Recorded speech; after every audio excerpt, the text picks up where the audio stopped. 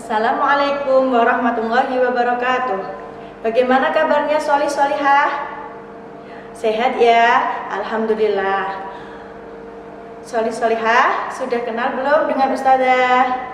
Ustadzah adalah Ustadzah Nazilatur Rahmah. Biasanya di SD kalian tercinta ini, SD Bina Anak Soleh Tuban, Ustadzah dipanggil Ustadzah Nazila. Ustadzah mengajar matematika di kelas 4 dan kelas 5. Nanti kalian akan bertemu dengan Ustadzah dan tim matematika lainnya. Dan pada kesempatan kali ini Ustadzah akan menerangkan tentang pembulatan pecahan. Mari ikuti Ustadzah agar kalian menjadi anak yang lebih mahir matematika. Kali ini kita akan belajar tentang pembulatan pecahan. Yang pertama yaitu pembulatan pecahan ke bilangan cacah terdekat. Membulatkan pecahan biasa dan pecahan campuran ke bilangan cacah terdekat. Saat membulatkan pecahan biasa maupun pecahan campuran ke bilangan cacah terdekat, ada ketentuan atau aturan yang harus dipenuhi. Ketentuannya yaitu jika pecahannya kurang dari 1/2, maka dibulatkan ke bilangan cacah bawah atau bilangan cacah ke bawahnya. Jika pecahannya sama dengan atau lebih besar dari 1/2, maka dibulatkan ke bilangan cacah di atasnya. Untuk lebih jelasnya, mari kita melakukan latihan soal atau mengerjakan contoh soal.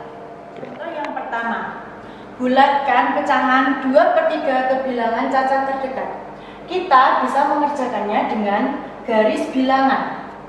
Karena ini pecahannya 2/3, maka setelah 0 ada 3 titik atau ada 3 tempat untuk bilangan pecahannya nanti.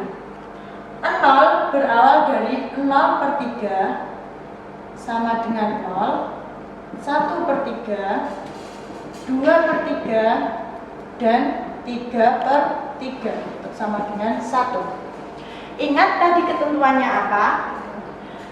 Sekarang letak 2/3 berada lebih dekat dengan mana?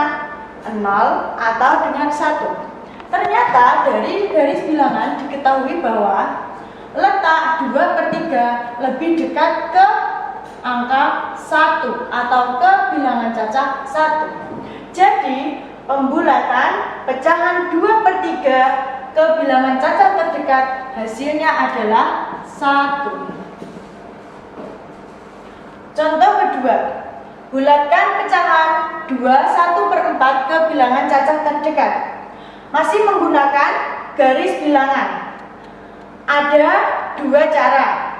Yang pertama, jangan diperhatikan dulu bilangan cacahnya. Yang kedua, boleh diperhatikan, nanti kita bahas yang tidak diperhatikan dulu bilangan cacahnya. Kita fokus ke 1/4. 1/4 dimulai dari 0/4 sama dengan 0, 1/4, 2/4, 3/4, dan 4/4 atau 1. Nah, letak 1/4 di mana? Letak 1/4 berada di dekat 0.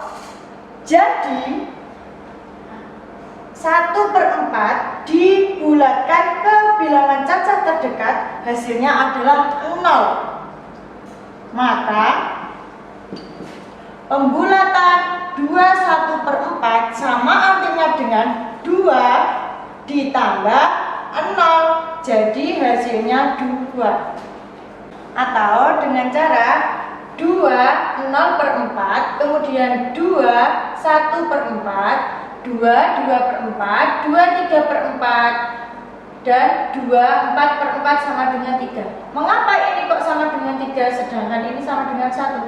Iya, karena di sini bukan berarti perkalian, tapi 2 sebagai bilangan cacah ditambah 4/4 yang bernilai 1 ditambahkan dengan angka sebelumnya sehingga mendapatkan hasil 3. Sekarang dilihat 2/1/4 berada di mana? Letaknya lebih dekat dengan 2/0/4. 2/0/4 di sini mempunyai arti 2 ditambah 0 dibagi 4 sama dengan 0 sama dengan 2. Hasilnya sama. Ketika menggunakan cara satu, yaitu bilangannya tidak diperhatikan.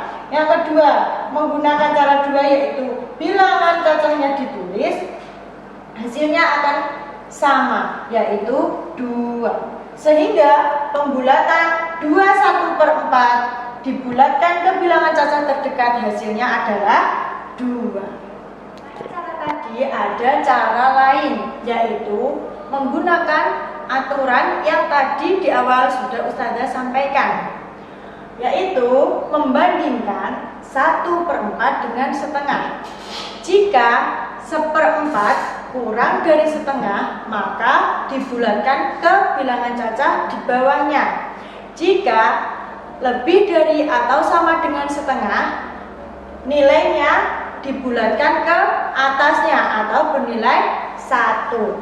Sekarang dilihat 1/4. Kita bandingkan dengan setengah. 1 kali 2, perkalian silang 1 kali 4. 1/4 ternyata bernilai 2. 1/2 bernilai 4.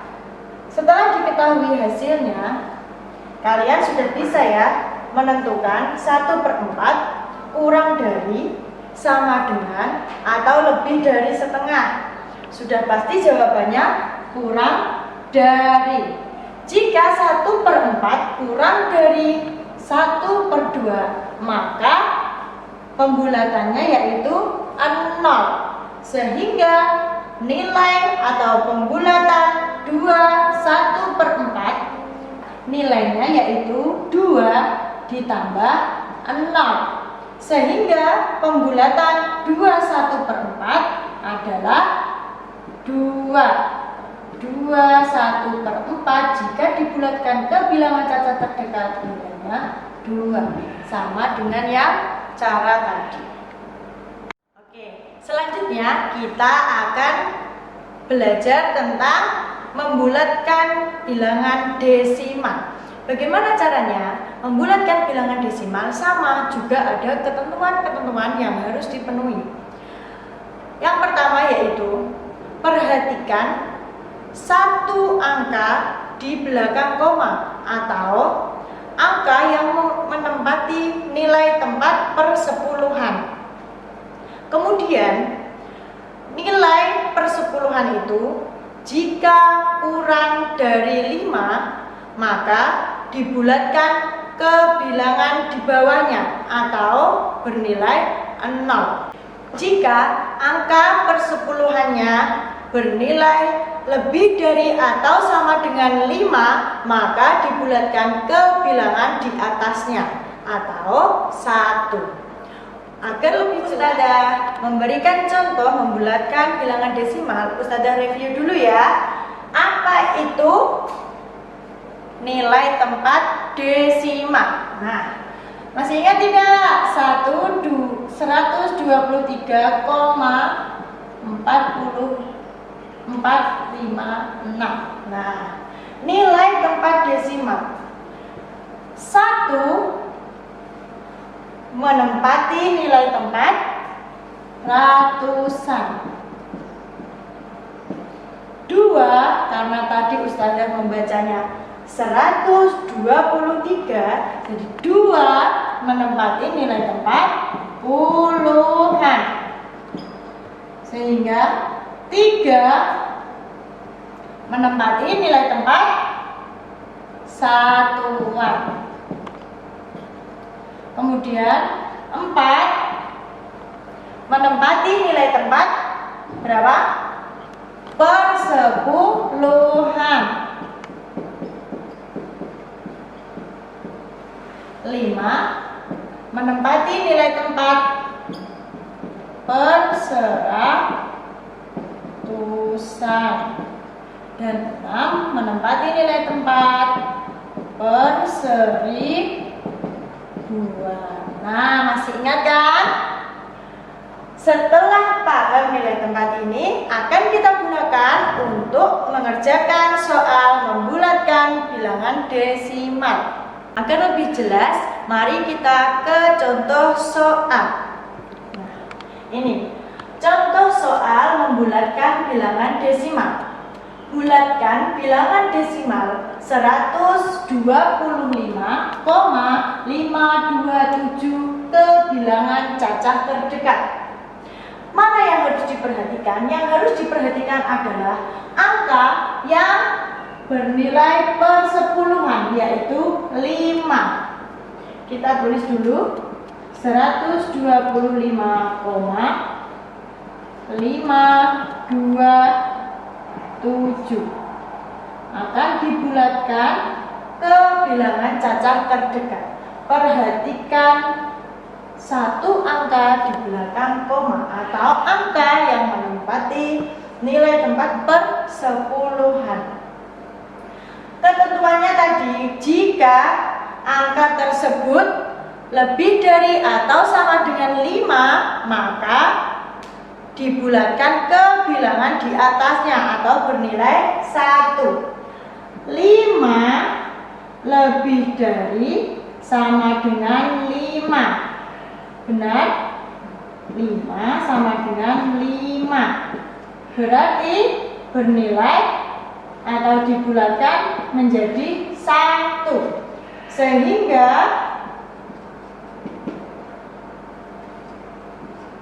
125,527 jika dibulatkan ke bilangan cacah terdekat, hasilnya adalah 126. Selanjutnya kita akan belajar membulatkan bilangan ke puluhan terdekat. Sama seperti pembulatan sebelumnya, membulatkan bilangan ke puluhan terdekat juga mempunyai ketentuan yang harus dipenuhi. Apa ketentuannya? Ketentuannya yaitu jika ingin membulatkan ke puluhan terdekat, kita harus memperhatikan angka satuannya. Jika angka satuannya kurang dari 5, maka dibulatkan ke 0. Jika angka satuannya lebih dari atau sama dengan 5, maka dibulatkan ke bilangan di atasnya atau 10. Untuk contoh soalnya, yaitu bulatkan bilangan berikut ke puluhan terdekat. Yang pertama, kita mempunyai bilangan 56. Ingat, untuk membulatkan ke puluhan terdekat, yang harus diperhatikan adalah bilangan angka satuannya. Jika satuannya kurang dari 5, maka bernilai 0.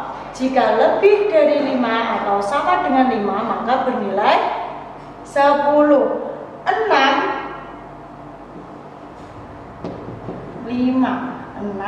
artinya lebih besar dari 5, maka nilainya adalah 10.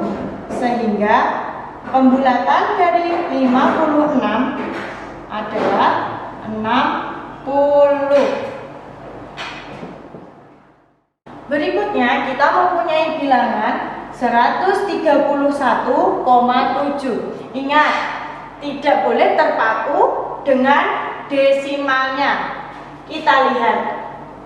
Pertanyaannya adalah pembulatan ke puluhan terdekat. Jadi yang harus diperhatikan adalah angka satuannya, yaitu 1. 1 bernilai titik-titik dengan 5. 1 bernilai kurang dari 5, sehingga 1 jika dibulatkan hasilnya 0. Jadi pembulatan ke puluhan terdekat bilangan 131,7 adalah 130. Jadi puluhannya tetap tidak mendapat tambahan 10 karena 1 kurang dari 5. Selanjutnya kita kita akan belajar pembulatan ke ratusan terdekat. Sama seperti sebelumnya, ada ketentuan-ketentuan yang harus dipenuhi. Ketentuannya yaitu, jika kita akan membulatkan ke ratusan terdekat, kita harus memperhatikan angka puluhannya. Jika puluhannya kurang dari 5, maka bernilai 0. Jika angka puluhannya lebih dari atau sama dengan 5, maka bernilai di atasnya, yaitu menjadi 100.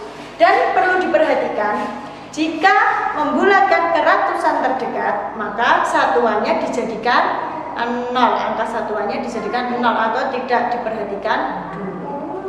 Untuk lebih jelasnya, mari kita langsung ke contoh soal. Contoh soal, bulatkan bilangan berikut ke ratusan terdekat. Kita mempunyai bilangan 236. Jika dibulatkan ke ratusan terdekat, maka kita harus memperhatikan angka puluhannya. Angka puluhannya yaitu 3. Dengan ketentuan tadi berarti 3 artinya kurang dari 5. Itu artinya pembulatan dari 236 tidak mendapat penambahan 100 karena 3-nya ini berubah menjadi 0. Dan ingat tadi yang satuan tidak usah diperhatikan atau diubah menjadi 0. Sehingga pembulatan ke ratusan terdekat bilangan 236 adalah 200. Contoh berikutnya, kita mempunyai bilangan 254,35. Tidak perlu memperhatikan yang lain, cukup memperhatikan letak angka puluhan. Puluhannya yaitu 5. Dengan ketentuan yang sudah diterangkan tadi, 5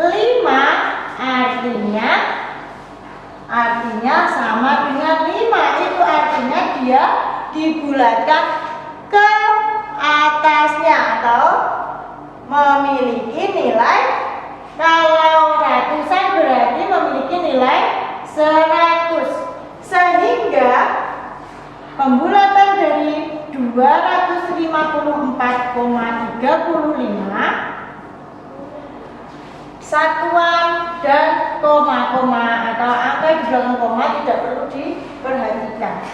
Cukup memperhatikan puluhannya, dibulatkan menjadi 100. Jadi 200 ditambah 100 hasilnya 300.